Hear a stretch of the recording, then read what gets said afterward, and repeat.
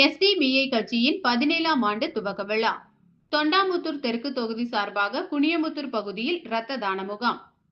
SDPI கட்சியின் 17ஆம் ஆண்டு துவக்க விழாவை முன்னிட்டு கோவை குனியமுத்தூர் பகுதியில் நடைபெற்ற இரத்த தான முகாமில் பலர் கலந்து கொண்டு குருதிக் கொடை வழங்கினர்.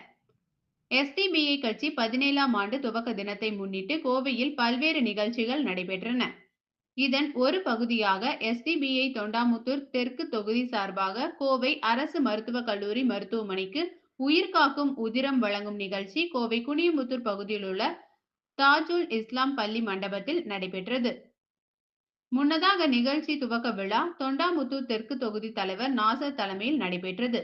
இதில் சிறப்பு விருந்தினராக அரசு மருத்துவக் கல்லூரி மருத்துவமனை டீன் டாக்டர் நிர்மலா கலந்து கொண்டு இரத்த தான முகாமை துவக்கி வைத்தார். இந்நிகழ்ச்சியில் கௌரவ விருந்தினர்களாக எஸ்டிபிஐ கட்சி கோவை மத்திய மாவட்ட தலைவர் முகமது இசாக், குனியமுத்தூர் தாஜுல் இஸ்லாம் சுன்னத் ஹனபி ஜமாஅத் தலைவர் ஹாஜி முகமது இப்ராஹிம், சுண்ணாம்பு காலவாய் தீனுல் இஸ்லாம் ஷாபியா சுன்னத் ஹனபி ஜமாத் தலைவர் அஷ்ரப் அலி ஆகியோர் கலந்து கொண்டனர்.